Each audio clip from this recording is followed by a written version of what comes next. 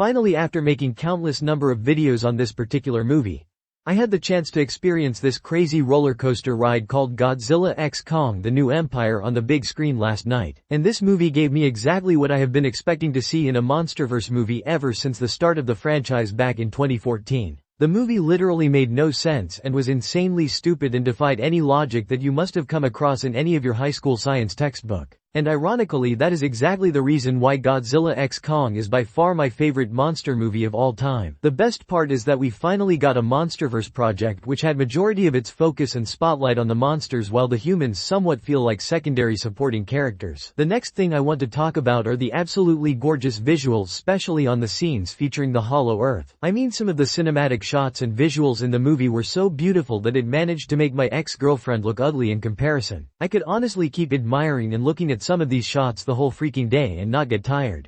Before I go further, I am gonna remind you to hit the like button and subscribe to my channel, because that is the only motivation for me to bring you more and more such awesome contents. Coming back to the movie, there is no way I can avoid talking about Godzilla's new look, which initially was a major subject of criticism. I am going to be totally honest with you. I personally hated this look at first, and I was actually quite concerned because due to some reason I felt like Legendary Studios were trying to turn my boy into some kind of an oversized Barbie. But I guess I was totally wrong, and the Big G's new look has a similar impact on me as this particular milk bottle has on Homelander.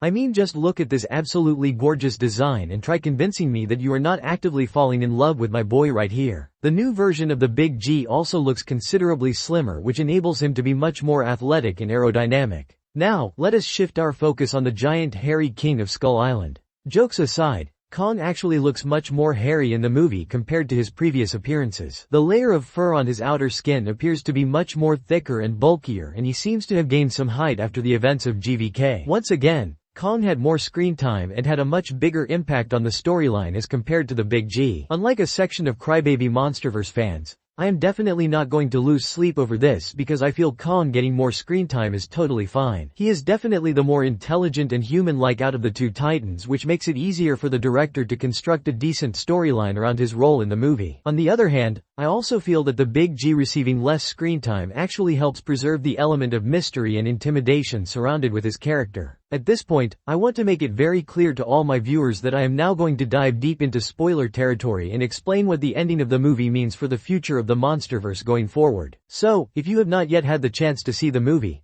I suggest you to leave the video at this point. With that little warning out of the way, let us get started. First of all, the storyline of the movie was extremely simple and straightforward, which is why I am not going to go through and break down every single scene. I am straight away going to draw your attention to the events at the very end of the movie after the final battle in Brazil. Those who follow my channel on a regular basis would know that I was correct about every single thing that I have been covering in my videos for the past 1 year. Each and every one of my reports, right from Shimo being the very first Titan Tiamat's cameo to the return of Mothra, turned out to be absolutely 100% accurate. So, please feel free to spam my comment section with gratitude and love for my amazing work. Coming to the ending of the movie, right after Skar King's death, we see Kong along with Titan Shimo and little Zuko return to the Hollow Earth, where he is greeted by the other apes who previously were followers of Skar King. This indicates that our hairy boy has truly achieved the title of the king and is now the undisputed ruler of the Hollow Earth. This is not my personal speculation, but an official confirmation made by none other than director Adam Wingard himself, which you can currently see on your screen. Our hairy boy is now officially the King Kong of the Monsterverse. As for the Big G, at the very end we see him return to Rome, where he goes on to take a power nap at the iconic Roman Colosseum. First of all, the biggest factor which is going to be critical for securing the future of this franchise would be the worldwide box office collections for Godzilla x Kong. The Monsterverse, despite being such a popular franchise, has unfortunately never managed to cross the $600 million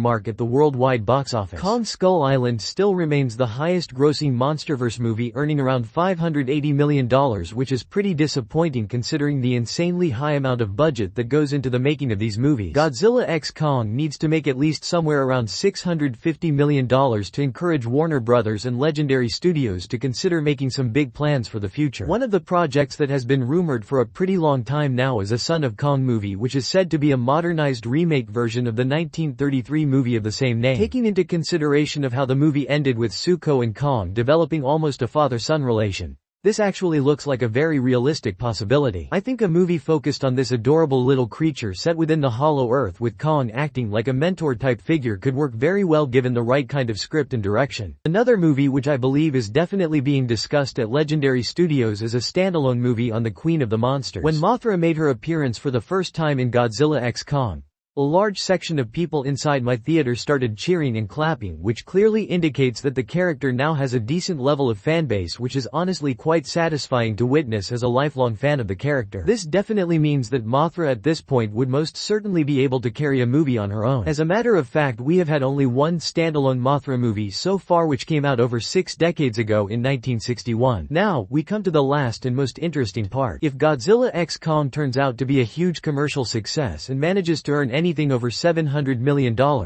I think we most certainly will get another Godzilla and Kong crossover movie at some point in the future. The ending of Godzilla x Kong has given rise to a scenario where the Big G is way more powerful than before and Kong is now almost invincible with an entire army of apes and a super powerful ice kaiju by his side. So, it goes without saying that the antagonist of the next big crossover movie will have to be a titan who is insanely powerful and unlike anything we have seen before.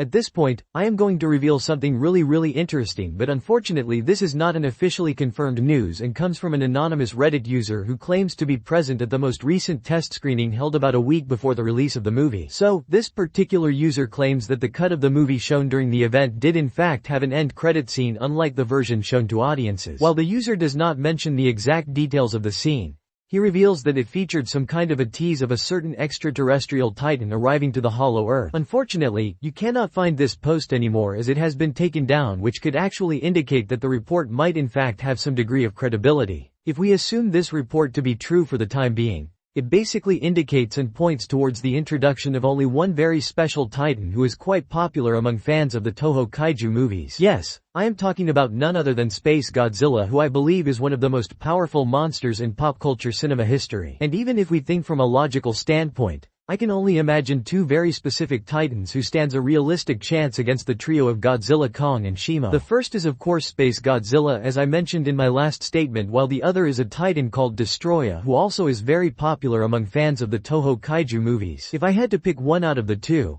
my guess would be Destroyah because of the fact that his storyline and origins kind of make sense considering the events that have transpired within the monsterverse so far. For those not aware, let me inform you that Destroyah basically came into existence due to the use of the oxygen destroyer, which basically mutated several microscopic organisms who fused together to form this giant oversized super powerful titan called Destroyah. Since this titan was formed primarily due to the use of the oxygen destroyer, he is basically called the Destroyah. So, that is all I had to share in this video. Let me know your own thoughts on the ending of the movie in the comments down below. And please do not forget to like this video and subscribe to my channel. Thanks for watching. Have a great day.